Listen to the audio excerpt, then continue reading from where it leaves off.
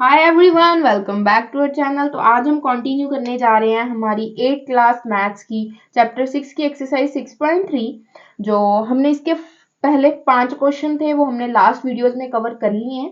पहले आप वो कंप्लीट कर लें, क्योंकि जो हमारा 6 क्वेश्चन जो हम इस वीडियो में करने जा रहे हैं वो 5th क्वेश्चन से थोड़ा बहुत रिलेटेड भी है, तो आपको ईजी हो जाएगा समझना ये क्वेश्चन।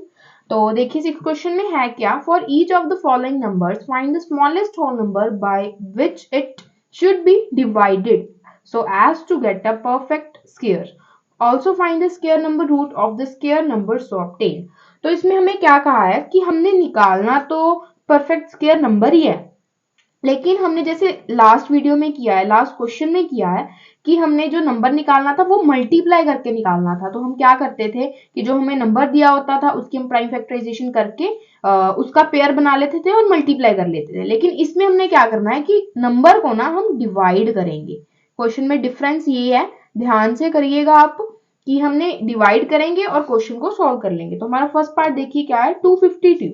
तो इसको हमने क्या किया, इसकी प्राइम फैक्टराइजेशन को सॉल्व किया। 252 2 के टेबल पे डिवाइड किया, 126 आया। ये अगेन 2 के टेबल पे डिवाइड हुआ तो ये 63 आया। हमें पता चल रहा है ये ऑड नंबर है, तो ये 3 के टेबल पे डिविजिबल हुआ। 3 के टेबल पे ये 21 पे आया। 21 3 के टेबल पे डिविजिबल होता है 7 पे। 7 अपने टेबल पे ही गया 7 पे, तो हमारे पास 1 आंसर आ गया एंड में। तो अभी हमने 252 की फैक्टराइजेशन देखो यहाँ पे लिखी, जो कि आई थी 2 इंटू 2 इंटू 3 इंटू 3 इंटू 7।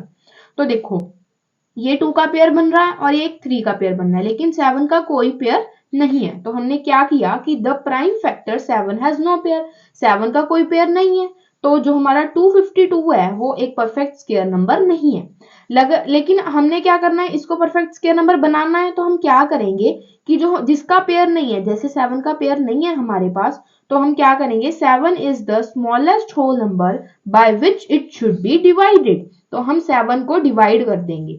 तो हमने क्या किया, 252 को भी 7 के साथ डिवाइड कर दिया, और जो यहाँ पे हमारी प्राइम फैक्टराइजेशन की हुई थी उसको भी 7 के साथ डिवाइड किया।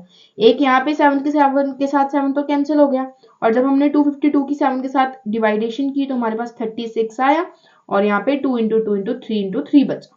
देखो ये पेयर में आ गया, ये भी 2 और ये भी 3। तो 36 हमारे पास परफेक्ट स्क्वायर नंबर आ चुका है। तो अभी हमें नेक्स्ट बताया था कि हमने इसका जो है स्क्वायर रूट भी निकालना है। तो हमारे पास 36 जो स्क्वायर नंबर आया था परफेक्ट स्क्वायर, तो उसका स्क्वायर रूट निकाला। ये 2 बाहर आया उसमें से, और देखो ये 3 बाहर आया। तो 2 इंटू 3 इज 6। तो ये हमारे पास स्क्वायर रूट आ गया। अभी हमारे पास देखो सेकंड पार्ट आ चुका है, जो है 2925। इसको भी हमने देखो इसकी प्राइम फैक्टराइजेशन कर रखी है। 2925 है, देखो ये 5 के टेबल पे हमें पता चल रहा है कि डिविजिबल होगा। 5 के टेबल पे डिवाइड किया, 585 आंसर आया हमारे पास। ये अगेन 5 के टेबल पे डिवाइड किया, हमारे पास 117 आया। ये ऑड नंबर था। देखो हमें पता है कि ये 2 के टेबल पे तो डिविजिबल नहीं चल रहे हैं, तो हमने 3 के टेबल पे डिवाइड किया इसको, तो ये 39 पे डिवाइड हुआ। ये अगेन 3 के टेबल पे डिवाइड हुआ, तो हमारे पास 13 आया। 13 अपने टेबल पे डिवाइड हुआ तो हमारे पास 1 आ गया। हमने 2925 की यहाँ पे फैक्टराइजेशन लिख ली, जो है 5 इंटू 5 3 इंटू 3 इंटू 13। देखो ये 5 का भी पेयर बन रहा है, ये 3 का भी पेयर बन रहा है, लेकिन 13 का कोई पेयर नहीं बन रहा है। इसलिए हमने लिखा कि जो प्राइम फैक्टर 13 है ना उसका कोई भी पेयर नहीं है। देयरफॉर 2925 है ना वो परफेक्ट स्क्वायर नंबर नहीं है। तो 13 ही एक ऐसा स्मॉलेस्ट होल नंबर है जिसके साथ हम डिवाइड करेंगे तो हमारे पास जो नंबर आ जाएगा परफेक्ट स्क्वायर नंबर। तो हमने क्या किया, 2925 को 13 के साथ डिवाइड कर दिया, और यहाँ पे जो उसकी फैक्टराइजेशन थी उसको भी 13 के साथ डिवाइड कर दिया। तो ये 13 के साथ, तो ये 13 कैंसिल ही हो गया। तो जब हमने 2925 को 13 के साथ डिवाइड किया तो हमारे पास आंसर आ रहा है देखो 225, और यहाँ पे उसकी फैक्टराइजेशन आ गई। तो ये देखो ये भी, इसका भी 5 का पेयर बन गया, 3 का भी पेयर बन गया। तो मतलब 225 जो है हमारा परफेक्ट नंबर आ चुका है। तो अभी हमने इसका स्क्वायर रूट भी निकालना था। ऑल्सो हमने इसका स्क्वायर रूट निकाला 225 का, तो हमने रूट में लिया इसकी फैक्टराइजेशन को 5 इंटू 5 इंटू 3 इंटू 3। ये एक 5 बाहर आया और एक ये 3 बाहर आया। तो 5 इंटू 3 कितना होता है 15। तो ये है हमारा आंसर। तो ये हमारे पास देखो थर्ड पार्ट आ गया, जो है 396। हमने इसकी प्राइम फैक्टराइजेशन की है। 2 के टेबल पे डिवाइड किया तो 198 आया। इसको अगेन 2 के टेबल पे डिवाइड किया, 99 आया।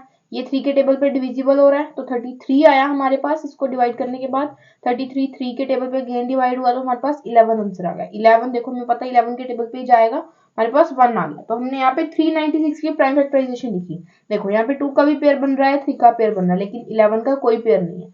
तो हमने लिखा कि जो प्राइम फैक्टर 11 है ना उसका कोई भी पेयर नहीं है। तो 11 का ही पेयर नहीं है, अगर हम इसको हटा देंगे, इसको ही डिवाइड करेंगे तो हमारे पास क्या आ जाएगा, हमारा परफेक्ट स्क्वायर नंबर आ जाएगा। तो 11 is the smallest whole number है जिसको हम डिवाइड करेंगे।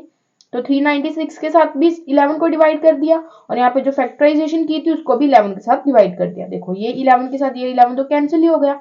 तो जब हमने 396 को 11 के साथ डिवाइड किया, हमारे पास आंसर आया 36। और यहाँ पे फैक्टराइजेशन में 2 इंटू 3 इंटू 3 इंटू 3 बचा। देखो यहाँ पे पेयर में आ रहा है ना, तो ये क्या हो गया, हमारा परफेक्ट स्क्वायर नंबर हो गया। हमने लिख दिया कि 36 जो है वो हमारा परफेक्ट स्क्वायर नंबर है। तो अभी हमने इसका स्क्वायर रूट भी निकालना था, ऑल्सो 36 का स्क्वायर रूट निकाला।